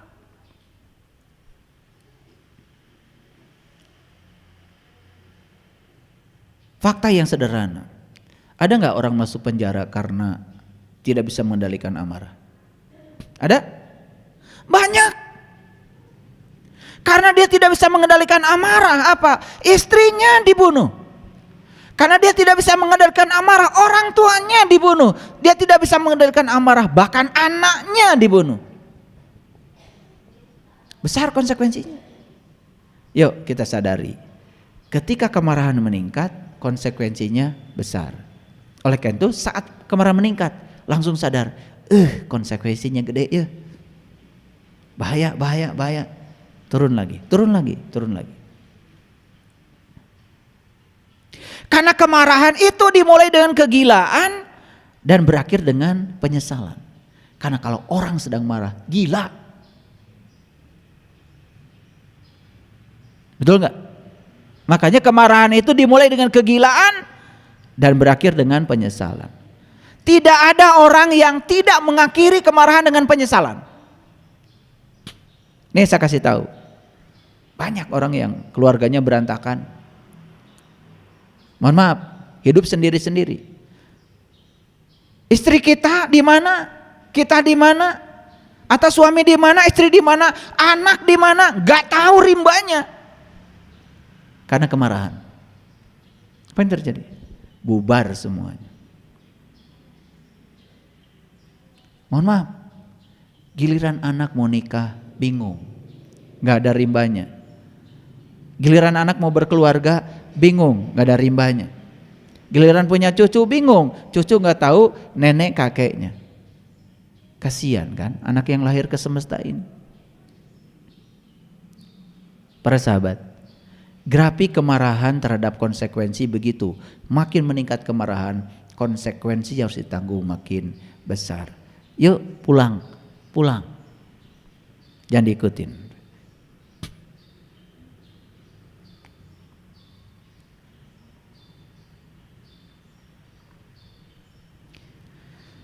Jika kita bersabar pada suatu saat dalam kemarahan, kita akan terhindar dari kesedihan ratusan hari.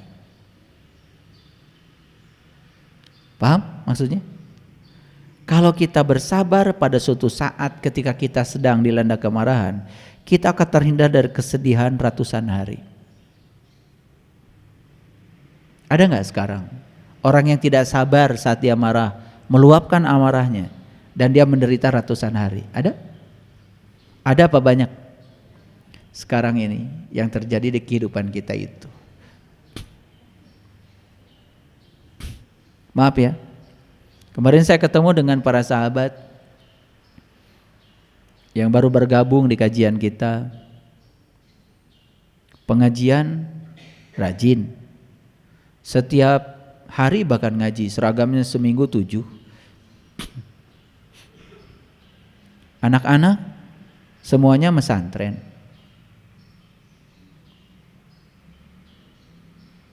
Ada yang pulang bibirnya bengkak karena dipukul.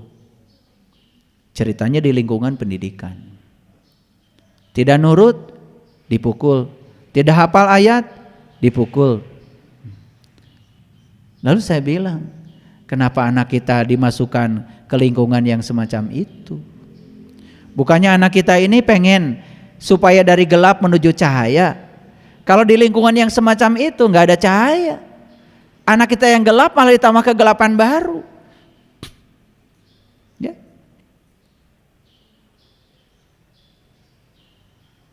Bahkan kemarin saya ada tamu datang, sahabat kita.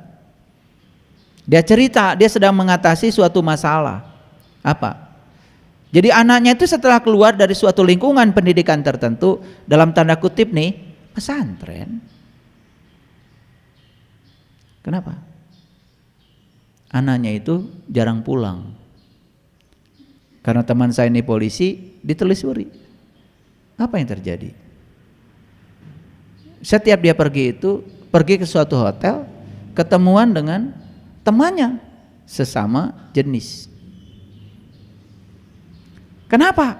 Karena pada saat di lingkungan pendidikan itu, karena kamar mandi tidak ada, sedangkan diisolasikan di situ, yang perempuan dengan perempuan, yang laki dengan laki-laki, gara-gara mandi bareng sering, kan timbul tuh keinginannya pada sesama.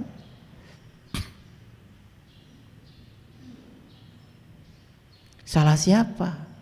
Saya bilang orang tuanya aja. Kenapa tidak menyelidiki dulu? Para sahabat, hidup itu normal.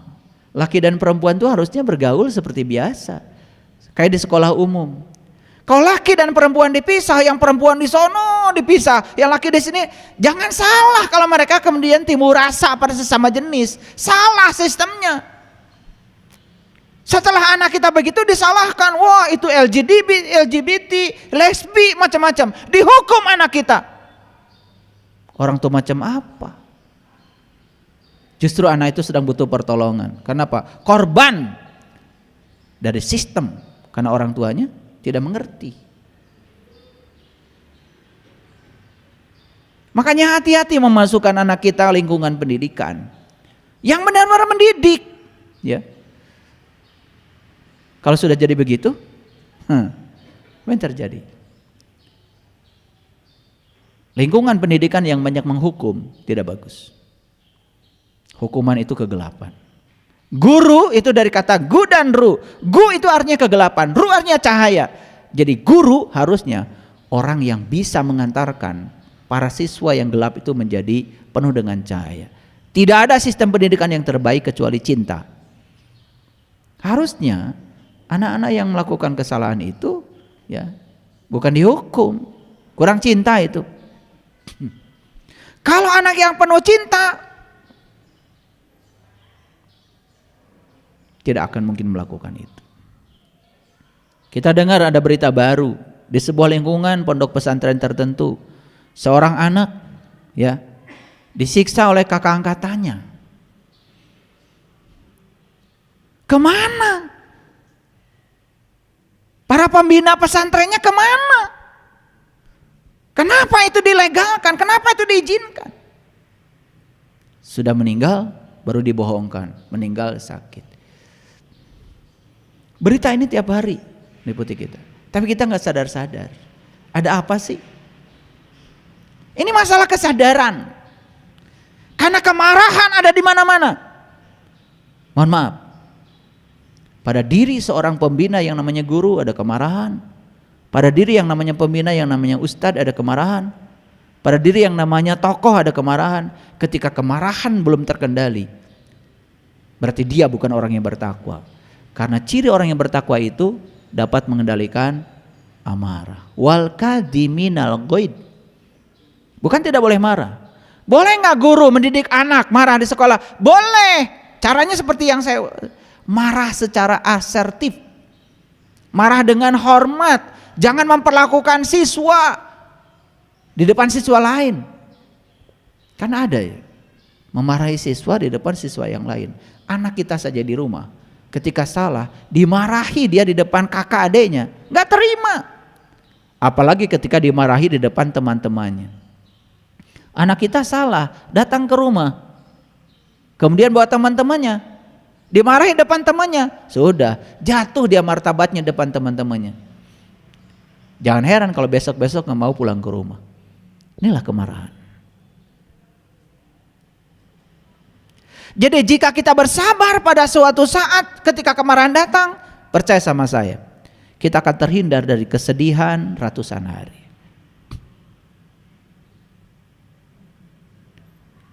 Dan orang tidak akan punya waktu untuk kita jika kita selalu marah atau mengeluh. Ya. Kalau kita selalu marah dan mengeluh, orang tidak punya waktu bersama kita. Ada nggak orang yang suka marah dan mengeluh dirindukan? Nggak ada. Makanya orang yang selalu marah dan selalu mengeluh, maaf ya, tidak akan dirindukan orang. Karena orang tidak punya waktu untuk bertemu Anda.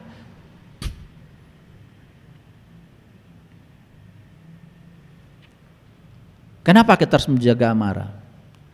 Karena keputusan yang dibuat dalam kemarahan tidak masuk akal. Ulangi lagi. Kenapa kemarahan harus dikendalikan? Karena keputusan yang diambil dalam keadaan marah itu tidak masuk akal. Coba aja. Dalam keluarga, suami istri, anaknya kecil-kecil, memutuskan diri untuk berpisah. Masuk akal nggak? Nggak masuk akal. Tetapi memang kemarahan itu selalu menimbulkan keputusan yang nggak masuk akal. Nggak masuk akal. Makanya anak itu lahir ke dunia itu harus jadi pengikat sebetulnya bagi suatu pasangan. Harusnya jaga demi anak. Karena anak itu dititipkan semesta kepada kita. Betul nggak? Udah gitu ditinggalkan oleh kita, coba. Kita yang menjemput anak itu dari langit ke bumi.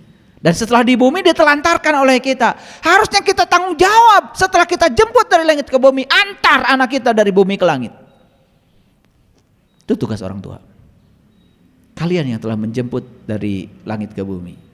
Dan kalian harus bisa mengembalikan lagi itu anak supaya balik lagi ke langit. Gimana caranya?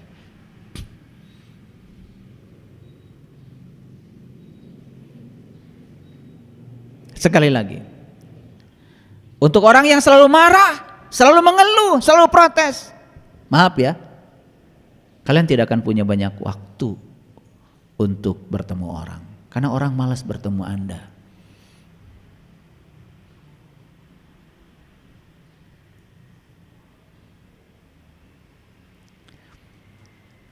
Menghindar menjadi marah, berarti kita membiarkan orang lain menghukum diri kita sendiri. Coba perhatikan. Ada orang yang marah-marah di jalan. Orang lewat. Saya yakin semua orang yang lewat akan menghukumi dia sebagai orang yang pemarah setidak-tidaknya, betul nggak? Orang yang tidak baik, tidak bisa mengendalikan diri. Pagi-pagi saya jam 7, sekarang kalau ngajar jam 7 di UPI, saya keluar dari pintu Sariwangi itu jam 6 udah penuh tuh mobil sampai atas tuh, yang mau belok di tanjakan gitu. Luar biasa itu, terasa sekali sekarang tuh, yang punya mobil banyak sekali. Dulu ketika saya pindah ke Sariwangi ya begitu. Sekarang begitu. Jam 6 saya udah paling pagi itu turun dari rumah, itu udah penuh.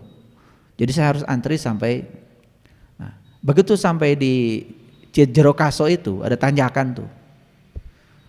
Ada 2 mobil yang tabrakan. Maaf ya. Yang satu supirnya ibu, yang satu juga supirnya ibu. Teriak-teriak malah. Wow, saling menyalahkan. Maaf ya, dua-duanya juga pakai baju muslim. Satu sudah mengganggu jalan orang, betul? Yang kedua, dia sedang dihukumi oleh orang lain, dan dia ketika marah-marah itu tidak sadar kalau dia sedang membiarkan dirinya sedang dihukumi oleh orang lain. Setidak-tidaknya kan rendah sekali, betul nggak? Sudah, mobil itu tabrakan tinggal dibawa ke bengkel.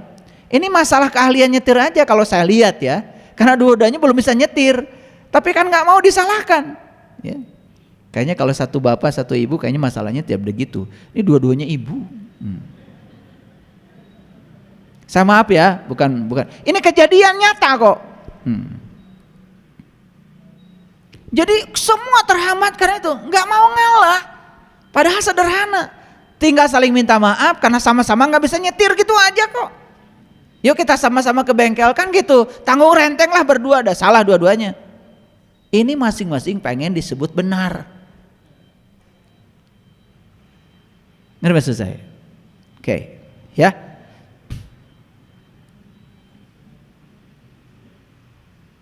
Jadi saya mau kasih tahu, kemarahan itu emosi yang baik atau tidak baik? Jelas emosi yang tidak baik. Oleh karena itu, buat apa? Mengekspresikan kemarahan adalah bentuk membuang sampah sembarangan di depan umum, betul? Kita tidak pernah membuang sampah di depan umum, alhamdulillah secara fisik. Tetapi mengekspresikan kemarahan itu sebetulnya bentuk buang sampah sembarangan di depan umum. Maaf ya, ada nggak orang kalau lagi demo marah-marah? Ada nggak orang lagi protes marah-marah? Sedang apa sebetulnya dia? Sedang buang sampah sembarangan di depan umum. Apalagi menghujat si A, menghujat si B, betul nggak? Menjelekkan si A, menjelekkan si B. Apalagi karena kemarahan itu kan menular, betul nggak? Kemarahan dia di pengeras suara didengarkan oleh yang lain, memicu kemarahan orang lain. Pada belum tentu yang dia bicarakan itu benar. Betul nggak? Aduh, dampaknya luar biasa. Makanya wajar kalau sekarang ini ruang kehidupan ini sudah penuh dengan polusi kemarahan. Kenapa? Yuk kita lihat. Orang lagi marah, bernapas nggak? Bernapas kan? Iya. Kalau orang lagi marah, napasnya lebih cepat. Masuk keluar lebih cepat lagi. Berarti napas itu menyaksikan dia. Dan saat dia keluar, dia membawa semua energi kemarahan ke ruang kehidupan ini. Bayangkan, ruang kehidupan ini begitu besar dan padat dengan polusi kemarahan.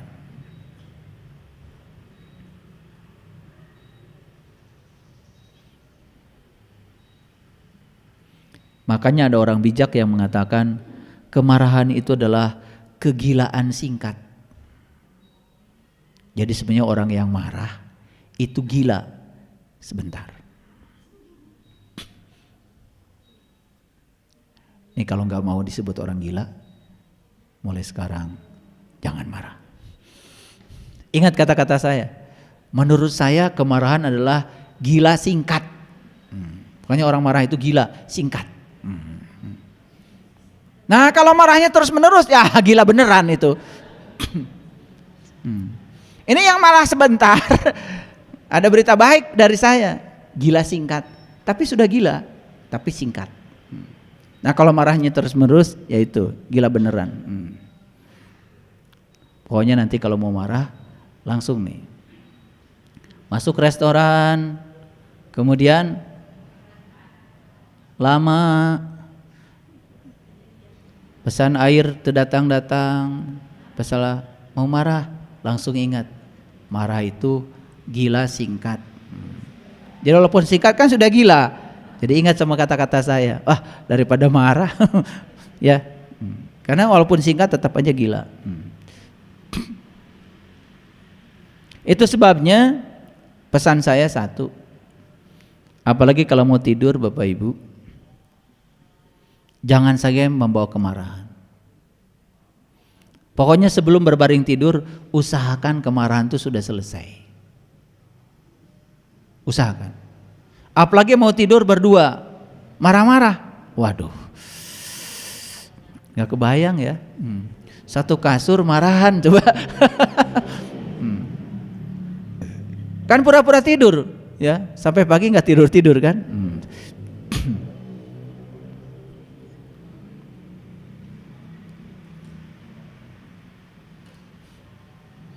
Dan saya ingin menyampaikan bahwa kemarahan itu hanya terjadi di dalam dadanya orang bodoh.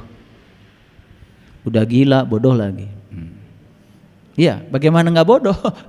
Ya, karena orang yang marah itu melakukan tindakan yang tidak berguna. Betul nggak?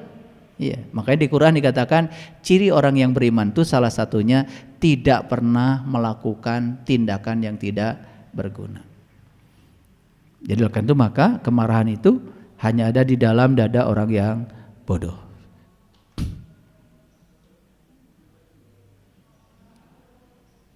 Jadi sudah gila, bodoh lagi. Menggenggam kemarahan itu tak ubahnya menggenggam aspal panas di tangan kita untuk dilemparkan pada orang lain. Maka kita akan terbakar lebih dahulu.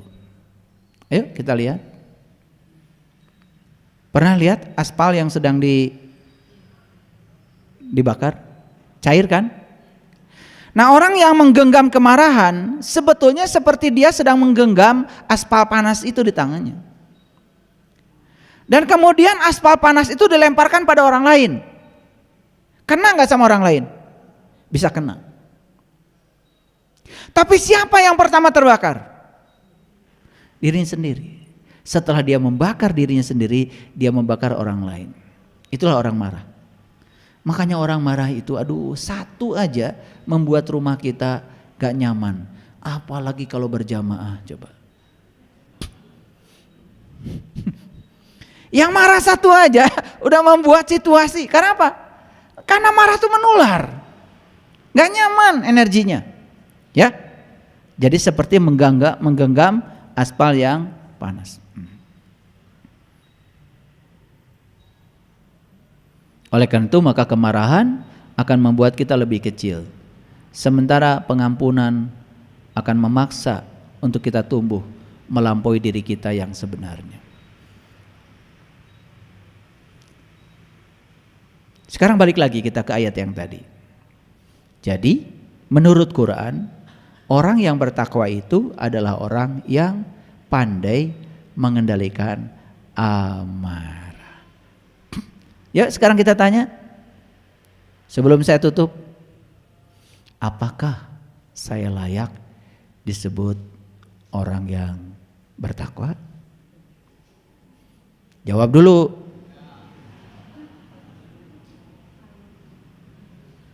Nah tuh sok ngaku-ngaku.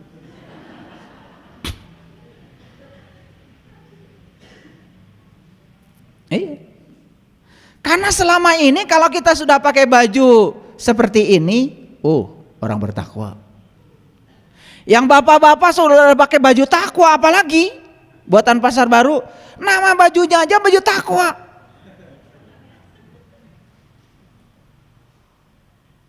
Betul? Kalau kita sudah ngaji Quran, ya, berjam-jam kita ngaji sampai kita nggak dapat apa-apa karena nggak ngerti semua. Dan setelah itu kita masih ngaku orang yang bertakwa, nggak ada di Quran. Orang yang bertakwa itu adalah orang yang bisa mengendalikan amarahnya. Karena di Quran teknisnya tidak ada, makanya hari ini saya kasih. Mau pilih marah yang mana? Mau pilih marah yang tipe ada apa? Pasif agresif, atau mau pilih marah yang tipe agresif terbuka atau asertif? Semua pilihan ada pada diri kita. Jadi oleh karena itu maka marah itu ternyata boleh asal terkendali. Jadi kalau ada orang yang sudah bisa mengendalikan amarahnya, itulah orang yang bertakwa beneran. Jadi sebetulnya Quran itu sudah ngasih indikator-indikator yang jelas. Cuma kita bikin indikator sendiri yang keluar dari Quran. Betul nggak? Orang yang bertakwa itu apa? Orang yang rajin tahajudnya. Dahaya di Quran. Orang yang bertakwa itu apa? Orang yang rajin sholatnya. Dahaya. Sholat, tahajud dan lain-lain, semua ritual agama itu hanya sarana untuk membangun dia jadi orang yang bertakwa. Tetapi Quran mengatakan ciri orang yang bertakwa itu yang kita baca hari ini saja udah 3. Ayo, 1, membahagiakan orang lain baik dalam keadaan lapang maupun sempit. Awas, kalau membahagiakan orang lain dalam keadaan lapang saja belum takwa. Belum. Baru disebut takwa kalau sudah bisa membahagiakan orang dalam keadaan sempit. Ini ujiannya luar biasa. Dan saya mengalami dalam hidup saya luar biasa, yang ini yang susah. Karena apa? Punya duit ngan sakit itu. Datang orang butuh duit sakit itu. Coba. Situ. Jadi yang pertama, yang kedua, ciri orang yang bertakwa itu adalah orang yang bisa mengendalikan amarahnya. Mengendalikan. Sekali lagi, boleh marah. Tapi syaratnya tadi, tenang marahnya. Ya, nanti ulang lagi. Kalau belum nyatat nanti. Sudah jelas. Yang ketiga, orang yang bertakwa itu adalah orang yang gampang sekali memaafkan kesalahan orang lain. Di majelis taklim saja ada gontok-gontokan. Ada kelas ini, kelas itu karena beda tas. Ya. Sampai ada tuh di kampus ya pengajian komunitas istri-istri guru besar. Aneh kata saya. Aneh. Jadi kalau yang guru kecil nggak boleh gabung. Suaminya harus guru besar, baru istrinya boleh ngaji. Ngaji aja pakai batasan kayak gitu. Seakan-akan istri guru besar itu lebih mulia dari guru kecil. Aneh. Menurut saya itu kemarahan. Ketakutan itu.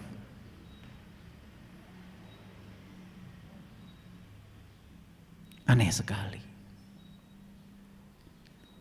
Harusnya yang gak usah dibatasi. Betul gak? Karena kata Allah, inna akramakum indallahi atqakum. kemuliaan manusia itu hanya dilihat dari ketakwaannya. Dan orang yang bertakwa itu cirinya tadi, yang hari ini 3, ulangi lagi, membahagiakan orang lain dalam keadaan sempit maupun lapang. Yuk, saya akan mengajak para sahabat semuanya, kita berbagi dalam keadaan sempit, keren. Nilainya lebih keren daripada itu. Itu yang contohkan Nabi. Nabi mau minum susu, tunggu dulu, gak langsung diregot. Barangkali ada tetangganya yang butuh. Betul, begitu ditunggu ada tetangga yang butuh, kasih susu. Takwa tuh begitu ternyata ya. Jadi bukan ritualnya banyak, ritual itu hanya jalan menuju ke sana. Nah sekarang pertanyaan, kalau ritual agama yang kita lakukan ini tidak mendorong kita memiliki ciri-ciri yang tadi, berarti ritualnya ada yang harus diperbaiki. Berarti sholatnya harus diperbaiki, betul nggak? Tahajudnya harus diperbaiki, ya toh? Iya, kaji Qur'annya harus diperbaiki, karena nggak ada kajiannya. Ya, karena tadarus Al-Quran itu tadarus, ya Allah, tadarus itu artinya mengkaji, bukan membaca. Dan sekarang tadarus jadi membaca. Dan luar biasa, kalau kita sudah membaca, apalagi pakai speaker, apalagi tetangga bilang, wah bacaannya makhrajnya keren, besok lebih kencang lagi speakernya. Padahal nu maca teu ngarti, nu ngadenge ge sarua. Sudah dibaca ayat ini sudah berulang-ulang. Sudah dibaca ayat ini berulang-ulang. Sudah dibaca. A'udzubillahi minasyaitonir rajim. Bismillahirrahmanirrahim. Wasari'u ila magfiratim mir rabbikum wa jannatin 'arduhas samawati wal ardh uiddat lil muttaqin. Karena nggak ngerti, datar. Padahal sedang cerita orang yang bertakwa, ya. Kemudian kata Allah, siapa orang yang bertakwa itu? Dijelaskan.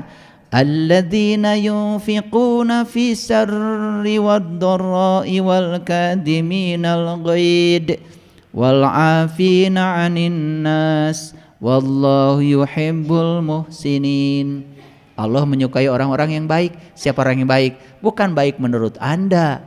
Orang baik itu cirinya 3. 1, suka membagikan orang dalam keadaan lapang maupun sempit. 2, mengendalikan amarah. 3, memaafkan orang lain. Kira-kira dari penjelasan ini bisa ngukur diri kita sekarang? Itu, alhamdulillah hari ini saya tahu siapa diri saya. Ternyata takwa saya baru 1/sekiannya. Betul nggak? Dari 3 ciri itu baru berbagi kalau lagi lapang. Tage ari ingat. Luar biasa ya. Betul nggak? Nah sekarang mohon maaf, Benghar, bro di juru, bro di panto, ngalayah di tengah imah. Itu sawah nu abdi, itu iya gunung nu abdi, ya pare nu abdi. Boro-boro berbagi lagi sempit, lapang saja tidak berbagi. Tidak termasuk orang yang bertakwa. Kesinggung sedikit langsung meluap-luap, tidak bertakwa. Nyeri hatean, dendaman, keun sia. Bukan yang bertakwa.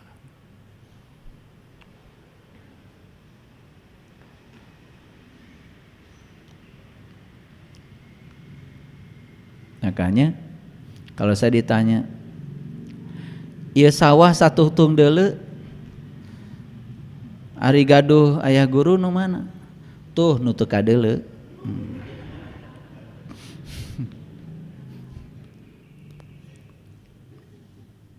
Nggak ada sawah kita, nggak ada ladang kita. Yang ada tuh kita punya sawah, kita punya ladang. Toh semua kita ujung-ujungnya akan dikubur dalam tanah. Yang ada itu bukan tanah ini milik saya, yang benar itu saya milik tanah. Tanah dimiliki kita sepanjang umur kita, tapi kita dimiliki tanah abadi. Itu dati baralik ayeuna mah ya. Kita menyebutkan tanah milik saya, pada yang benar tuh saya milik tanah. Sekarang saya sedang diberi izin oleh tanah untuk memanfaatkannya. Gitu saja, gak ada milik. Makanya jangan takut kehilangan, karena kita memang tidak memiliki. Mencoba memiliki menjadi takut kehilangan. Makanya orang yang tidak mencoba memiliki tidak pernah takut kehilangan. Bagaimana kita merasa kehilangan sesuatu yang bukan milik kita? Tidak memiliki. Sederhana kan? Oke. Jadi terasa sekarang ciri-ciri ini? Nah, bukan hanya terasa, saya kasih tahu caranya. Kalau sudah memilih tipe kemarahan nomor 3 yang asertif, sok kita mulai. Boleh marah, tetapi caranya sudah dikasih tahu. Terima kasih. Assalamualaikum warahmatullahi wabarakatuh.